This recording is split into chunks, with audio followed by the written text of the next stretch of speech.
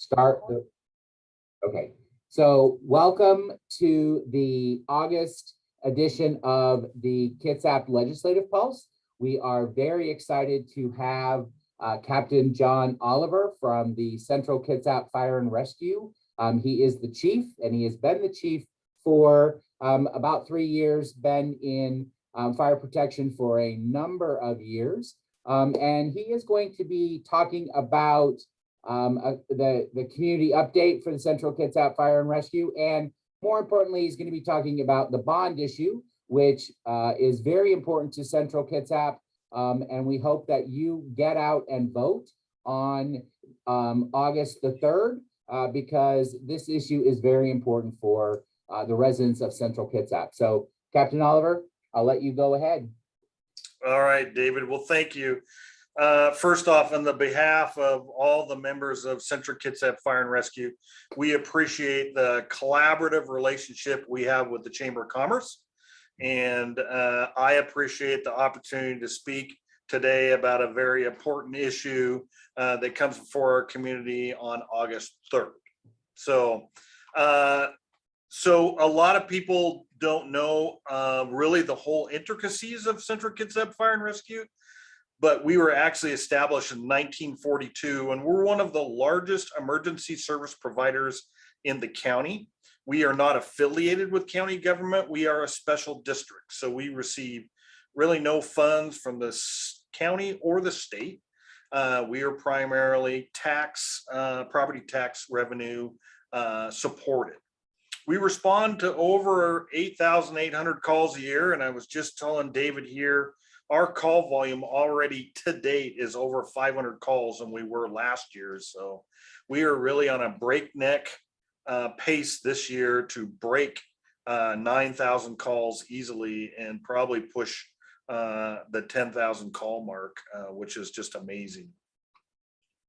Central Kitsap Fire and Rescue is over 115 square miles, and we go all the way from East Bremerton to Keyport to Olympic View and the end of Bangor, clear out to Crosby and Hawley. So we actually serve the greater Central Kitsap area and over 72,000 citizens from 10 different fire stations. And I get the question all the time, are you the chief of the Silverdale Fire Station? And this says, yes, I am, and 9 other ones. So we do cover a large area of the Central Kitsap region, and our taxpayers are very gracious to us, and we do everything we can to give you exemplary service. We not only do the traditional fire protection services that you would think historically fire departments do, but we also do wildland firefighting, which is you'll see in the news. And our wildland season is emerging to be one of the worst on record. But as I was just talking to David, keep in mind our wildland season really doesn't get critical until the end of August and September. So please be fire safe on into the latter parts of the summer. Not only do we do fire protection services, but we do actually emergency medical services. We actually transport patients to the hospitals, and every one of our fire units are staffed with certified emergency medical technicians. We have both advanced life support transport units and basic life support transport units. We transport about 12 patients a day to local and area hospitals.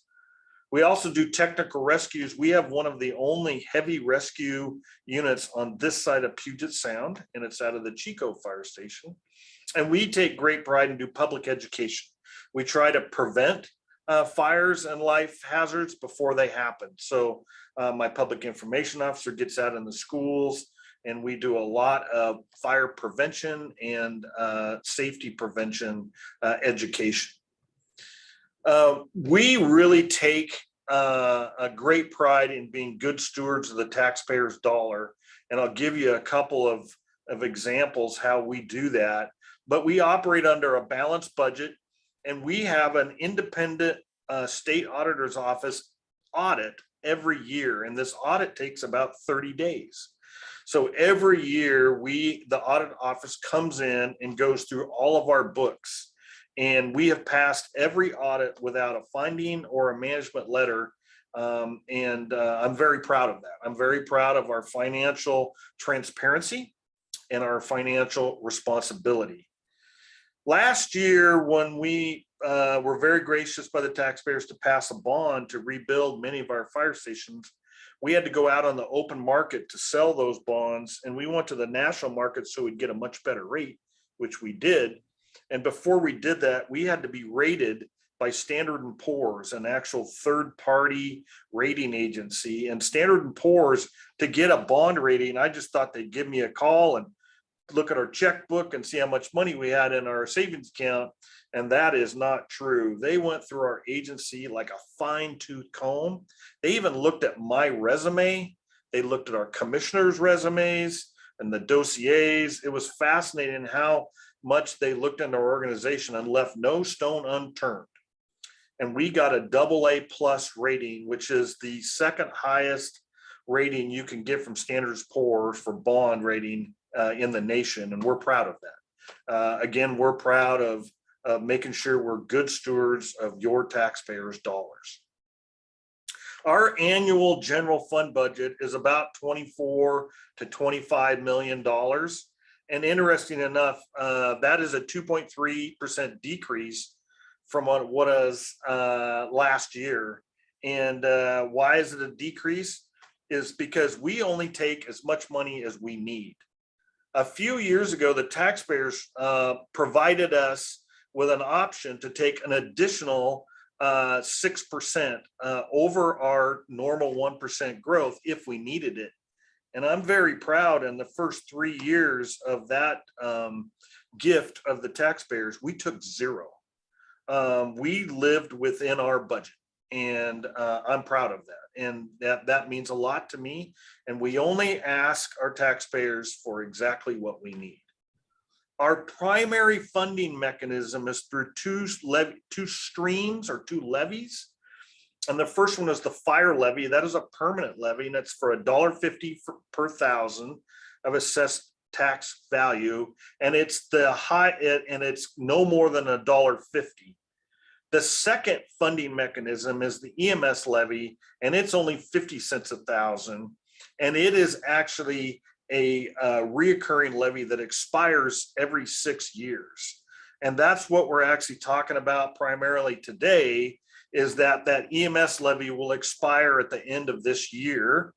And we're asking our voters to continue that levy on as we have since the 80s. We come back to our taxpayers every 6 years and ask them to renew the EMS levy. Now, I could have made that EMS levy permanent a few years ago. I purposely did not do that because legislatively several years ago, the taxpayers in Washington passed a whole bunch of laws and the taxpayers wanted local control.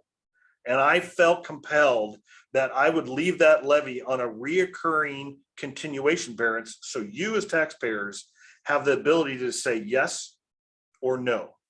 And if we aren't meeting your expectations, if we're not delivering exemplary customer service, if we're not being good stewards of your dollars, you have the option every 6 years to say no to our EMS levy.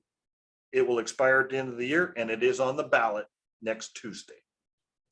So how much of the EMS levy covers our fire district? Well, 64% of our calls are EMS related.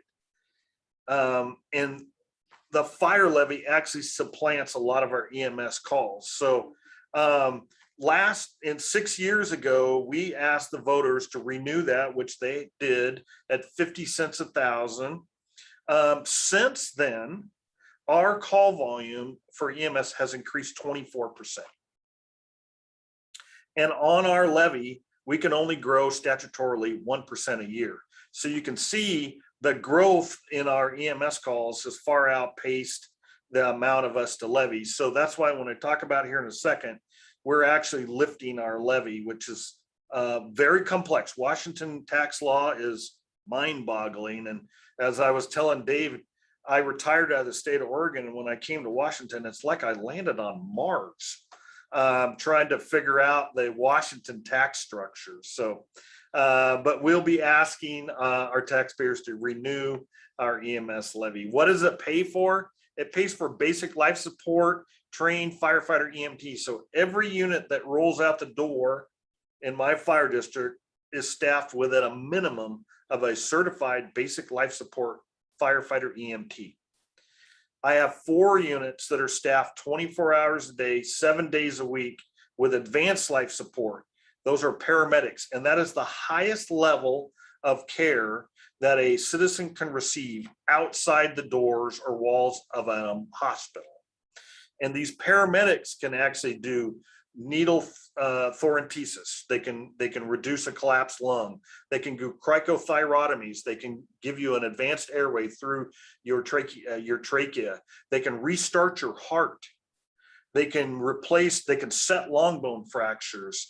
They can give narcotics for pain. It's fascinating the level of these paramedics, and the level of a paramedic is much higher than an ER nurse.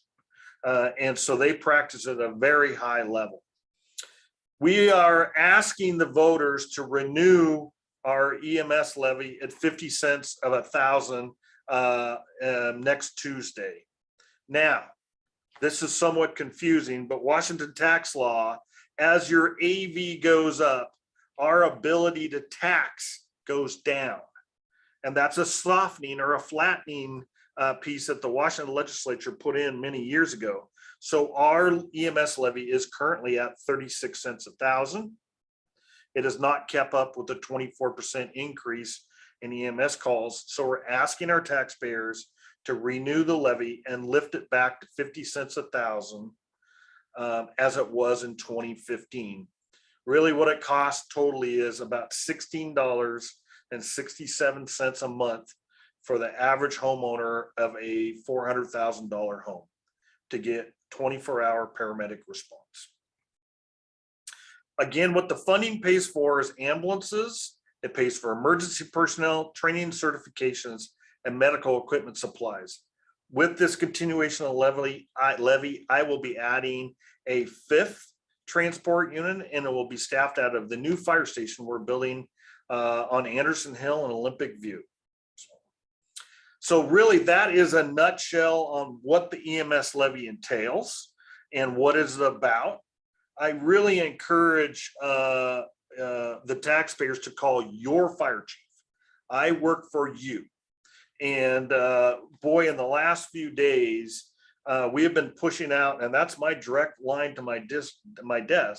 We've been pushing out the number, and people have been calling me with questions, and it's heartwarming. For the first time, it's really awesome to feel the taxpayers comfortable enough to call their local government. And I am transparent enough. I will give you any answer that you need to make your decision next Tuesday. So really, and if you don't want to give me a call, you can email me. But that is in a nutshell our EMS levy that will be on the August 3rd ballot. And I see Sarah popped in, or if David has any questions, but do you guys have any questions for the chief or regarding this? Sarah, did you have any questions? I will tell you, Captain Oliver, that Sarah was a volunteer fire department fire person in Mason County when she was a youth. Oh wow! That she shared with me, and so she really is into this. So so thank you, Sarah, for that service. And does anyone else? Do you have any questions or no? I don't have any questions other than I find this very interesting. Coming from a community standpoint, not a, where I'm at, knowing that there's this transportation impact fee that's going up, it's going to affect all these new home buyers.